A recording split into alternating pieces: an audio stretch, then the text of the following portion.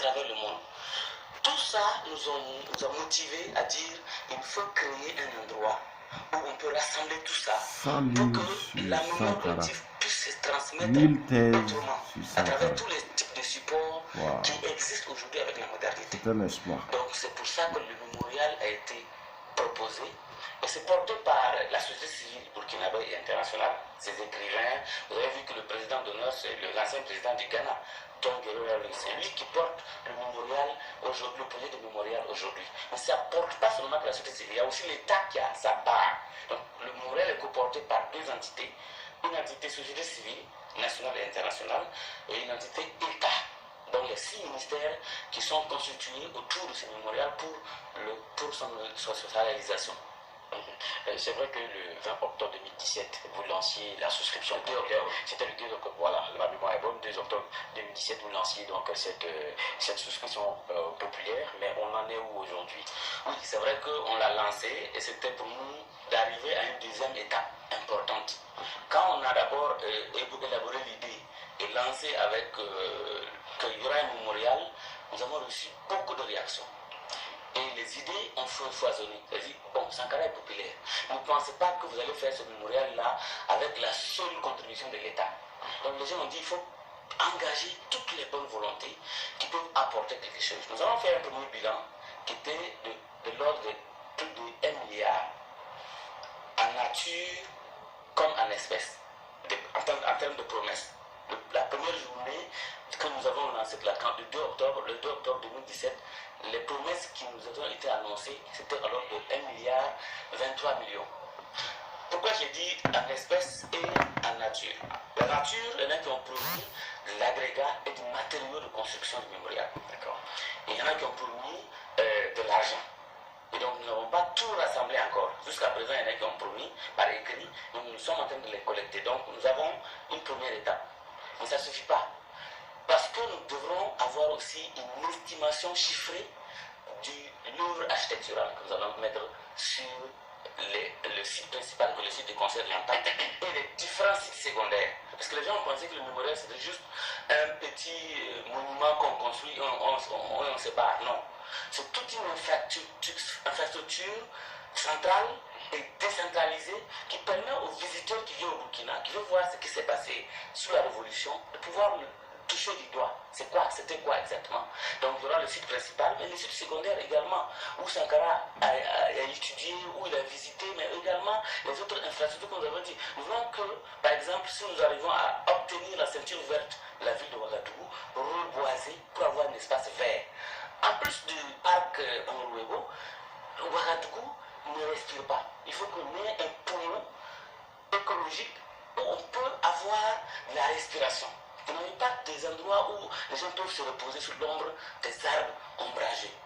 C'est notre idée. Ça fait partie du mémorial. Pour que les gens se mettent dans une idée, qu'est-ce que ça peut être le mémorial Thomas Sankara? Ce n'est pas seulement un bâtiment, des monuments et que ça s'arrête là.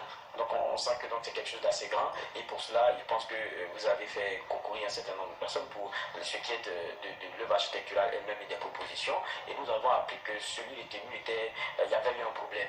On parlait de plagiat et où est-ce qu'on en est? Non, ce n'est pas un plagiat. C'est vrai qu'on a lancé 2 fois le concours architectural. Nous sommes à notre 2e fois où le concours est infructueux.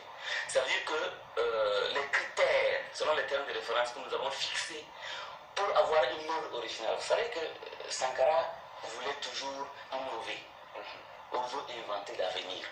Nous avons voulu oser inventer l'avenir avec cette œuvre architecturale.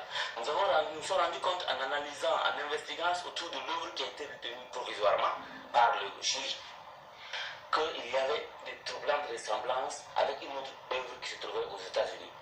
Ceci étant, le comité du mémorial s'est réuni et a décidé de ne pas donner suite au concours de cette manière, parce qu'on ne veut pas que le mémorial de Sankara ressemble à quelque chose d'autre ailleurs.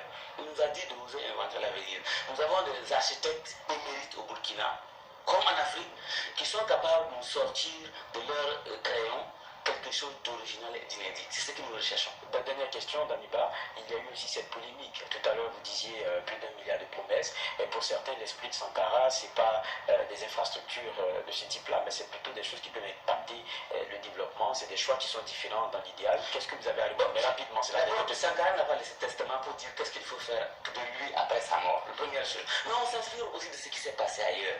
Le mémorial Kwame Nkrumah a coûté 100 milliards pour sa réalisation.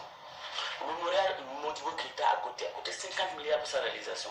Le mémorial, le monument de la Renaissance au Sénégal, c'est plusieurs milliards que Ouad le réalisait au moment où il n'y avait pas assez d'eau à Dakar.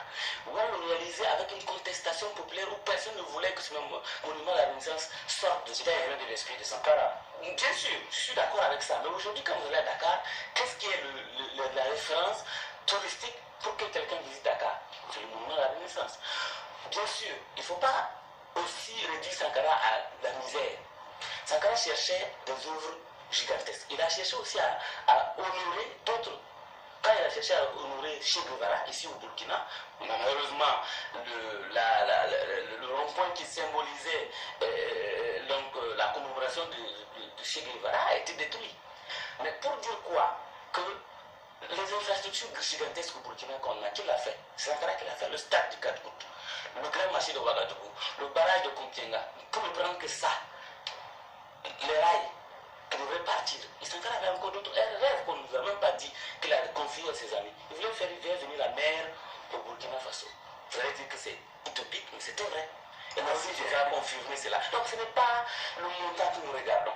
Nous regardons ce que ce mémorial va apporter au Burkina Faso en termes politiques, en termes touristiques, donc culturels, en termes pédagogiques et surtout en termes scientifiques. Je voudrais parler de chercheurs qui cherchent encore à découvrir ce que ce monsieur-là voulait pour son pays, pour l'Afrique, pour ce développement, ce type de développement endogène que Sankara a exprimé et continue d'exprimer beaucoup d'autres présidents. Prenons le Rwanda aujourd'hui. Il a copié en partie le programme de Sankara.